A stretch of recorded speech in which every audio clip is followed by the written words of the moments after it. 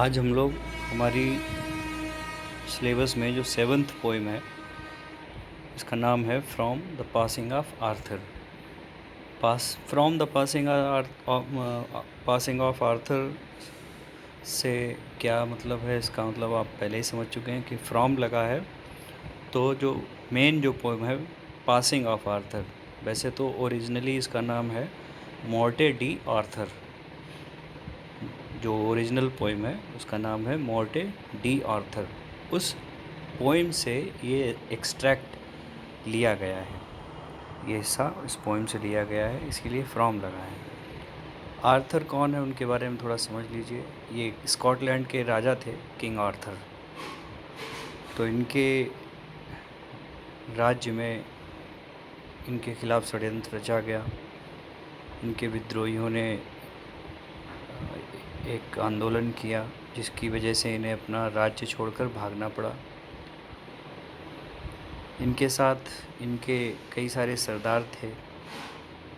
धीरे धीरे करके उनकी गिनती जो है वो कम होती गई, उन्हें विद्रोहियों ने मार दिया। अब जो सीन है, जो दृश्य है, उसको समझिए। इस समय राजा आर्थर अपनी पत्नी के साथ एक नाव में बैठे हुए हैं और उनके सामने, उनके पास खड़ा है उनका एक बहुत ही विश्वासप्रद वफादार सरदार जिसका नाम है सर वेदीबियर। ये जो पूरी पोइम है ये एक्चुअली राजा ने अपने अंतिम समय में सर वेदीबियर से, जो उनका वफादार सरदार है, उससे जो कुछ कहा वो यहाँ प्रकट किया गया है, वो दिखाया गया है। राजा वेदीबियर से विदाई ले रहे हैं और उससे कुछ कह रहे हैं। क्या कह रहे हैं वो आप इसमें देखेंगे पोइम में। जो इम्पोर्टेंस है इस पोइम का उसको समझ लीजिए।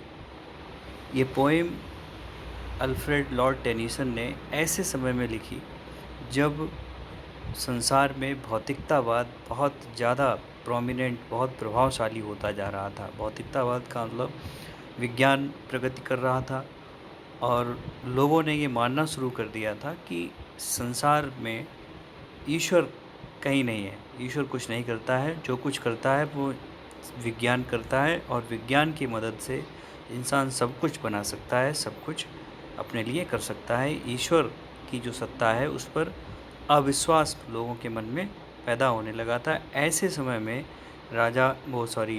अल्फ्रेड लॉर्ड टेनिसन ने ये पोइम लिखी जिसमें कि ईश्वर की प्रार्थना और ईश्वर की प्रार्थना की शक्ति का वर्णन बड़ा अच्छे प्रभावशाली ढंग से किया गया और एक तरह से कटाक्ष किया गया उन लोगों पर जिन्होंने ये मानना शुरू कर दिया था कि ईश्वर नहीं है और ना ही ईश्वर की कोई सत्ता है। जो कुछ है वो विज्ञान है और इंसान विज्ञान की मदद से जो चाहे वो कर सकता है। तो आप पूरी पोइम पढ़ेंगे, बड़ा इंटरेस्टिंग और बड़ा इम्पॉर्टेंट पोइम है आपके सिलेबस के लिए। देखिए पहला स्टेंजा देखिए। तो सीन समझिए, दृश्य अपनी आंखों में लाइए। सीन ये है, एक छोटी सी नाव में राजा अपनी पत्नी के साथ बैठा हुआ है विदाई लेने के लिए। किनारे पर खड़ा है उनका वफादार सरदार सर वेदीबियर और राजा जो है सर वेदीबियर से कुछ कह रहे हैं। क्या कह रहे हैं वो बात सुनिए। And slowly answered Arthur from the barge. ये लिखा है, बार्ज मीन्स होती है नाव, छोटी नाव को बार्ज कहा जाता है। And slowly answered Arthur from the barge, धीरे से नाव में बैठे हुए राजा आर्थर ने उत्तर दिया। किसे उत्तर दिया? सर वेदीबियर से कहा। क्या कहा? The old order changeth yielding place to new. पुराने नियम, पुराने कानून बदल जाते हैं। ऑर्डर का मतलब नियम कानूनों से है। पुराने नियम, पुराने कानून बदल जाते हैं। Yielding place to new, yield का मतलब त्याग देना, छोड़ देना। अपना स्थान छोड़ देते हैं, त्याग देते हैं। किसके लिए? नए नियमों और नए कानूनों के लिए। तो राजा कह रहा है जो पुरानी सत्ता है, पुराना कानून है, पुराना राज्य है या पुराना जो शासन है वो अपना स्थान छोड़ देता है, त्याग देता है नए राज्य के लिए, नई सत्ता के लिए। And God fulfils himself in many veg. और आगे राजा कहता है कि ये जो कार्य है पुराने कानून के बदल जाने का और उसकी जगह पर नए कानून के आ जाने का, ये काम ईश्वर की मर्ज़ी से होता है और ईश्वर इस कार्य को कई सारे तरीके से करता है। मतलब ईश्वर के मन में है, मर्ज़ी में है कि वो इस काम को कैसे करवाता है, किसको? पुरानी सत्ता के हट जाने और नई सत्ता के कायम हो जाने का जो काम है, ये ईश्वर की मर्ज़ी से होता है और ईश्वर इस कार्य को मैनी वेज़ का मतलब कई सारे तरीकों से करता है। वो ईश्वर की मर्ज़ी पर डिपेंड है, निर्भर करता है कि वो कैसे उसको करेगा। जैसे इस पुरानी सत्ता का बदल जाना, नई सत्ता आ जाना, जैसे राजतंत्र से प्रजातंत्र आया, ये भी सत्ता का परिवर्तन है।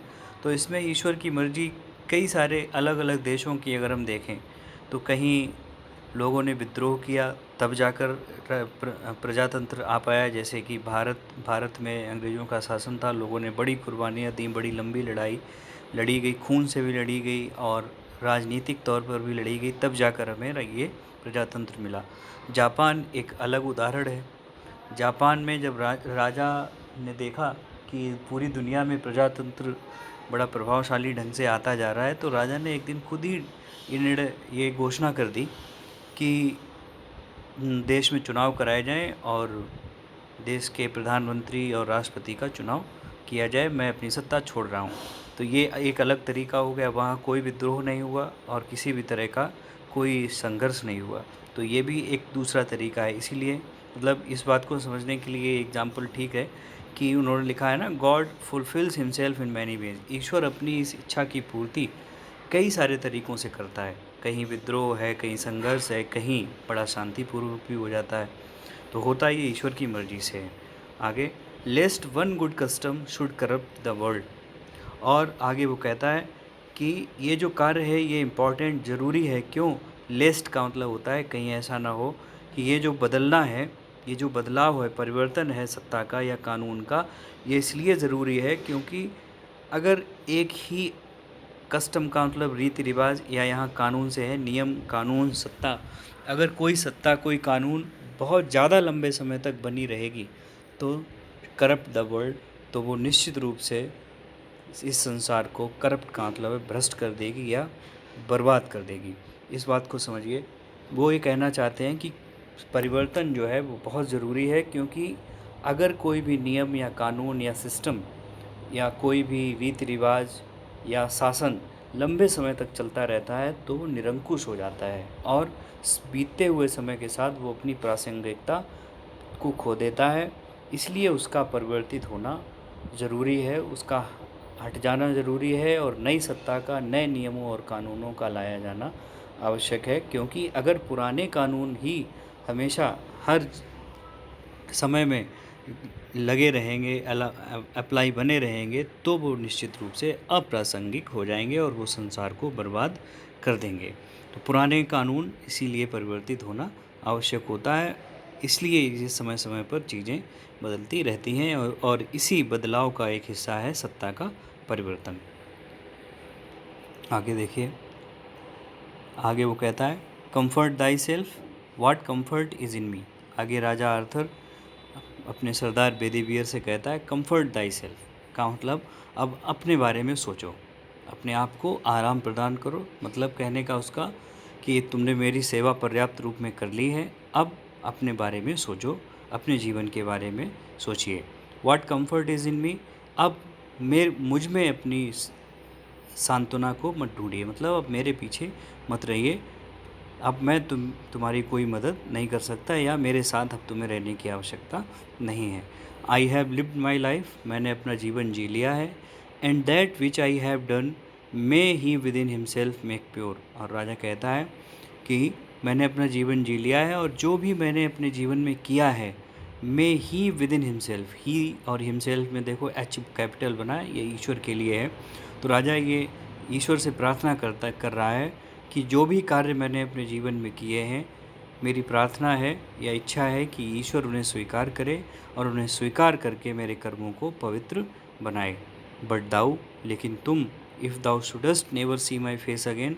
आगे वो बेदीवियर से कहता है, लेकिन तुम, यदि तुम मेरा चेहरा दोबारा न देख सको तो प्रे फॉर माई सोल, मेरी आत्मा के लिए प्रार्थना करना। मतलब वो ये कहना चाहता है कि अब तुम अपने बारे में सोचो, अपने जीवन के बारे में सोचो, लेकिन अगर तुम दोबारा मुझे न देख सको इस जीवन में और तुम मेरे लिए कुछ करना चाहते हो तो मेरी आत्मा के लिए ईश्वर से प्रार्थना करना।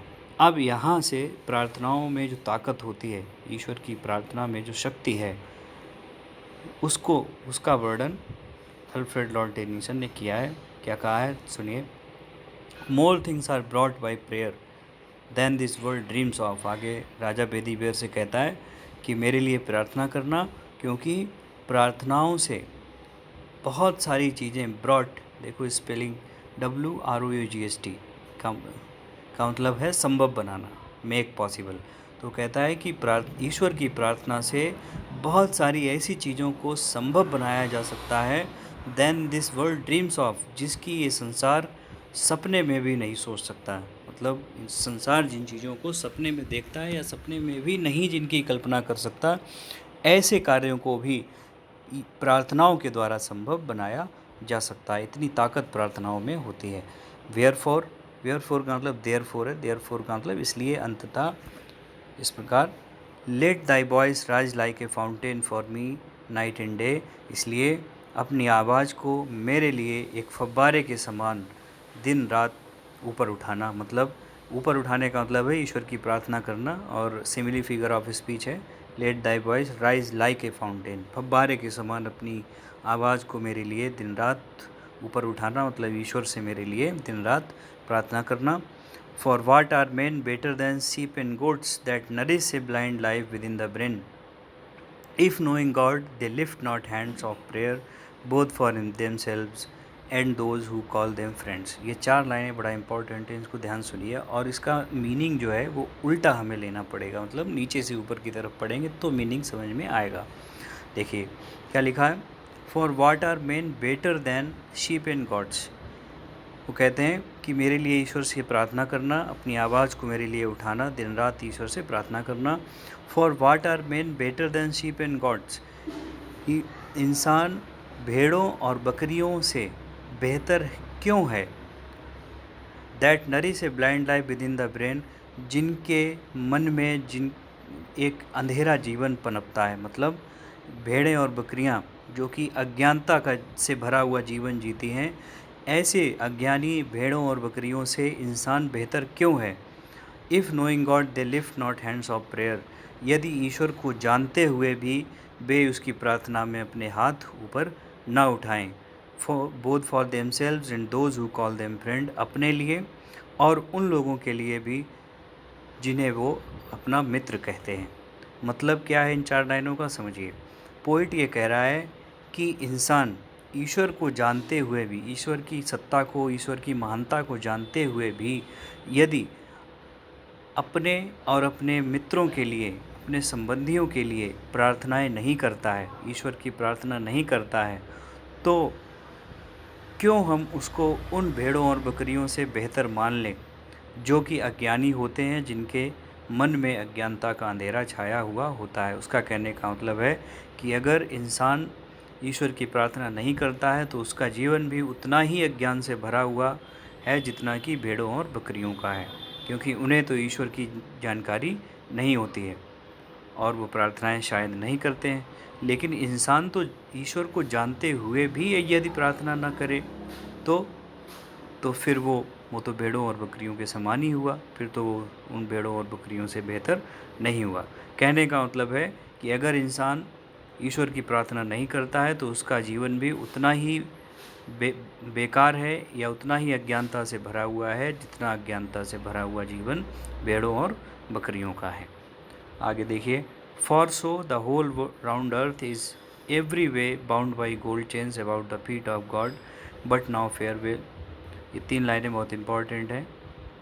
देखिए क्या कहा है। For so the whole round earth is every way, तो आगे राजा कहता है कि पूरी पृथ्वी, होल राउंड अर्थ का मतलब है संपूर्ण संसार, संपूर्ण पृथ्वी ईश्वर के पैरों से सोने की जंजीरों के द्वारा बंधी हुई है।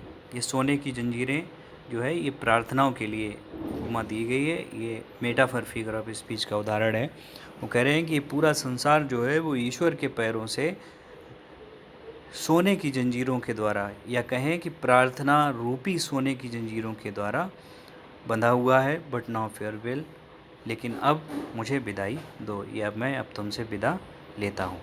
तो लास्ट में जो राजा ने कहा है कि ये पूरा जो संसार है ये ईश्वर के पैरों से बंधा हुआ है, किसके द्वारा? प्रार्थनाओं रूपी सोने की जंजीरों से। कहने का मतलब कि अगर इंसान, इस पृथ्वी पर रहने वाले लोग ईश्वर से जुड़ना चाहते हैं, ईश्वर के साथ संपर्क स्थापित करना चाहते हैं, तो उनके पास एक तरीका है, और वो तरीका है प्रार्थनाएं। प्रार्थनाएं इस संसार के जीवों को ईश्वर से जोड़ सकती हैं। इतना कहते हुए राजा आर्थर अपने सरदार बेदीवियर से विदाई लेता है।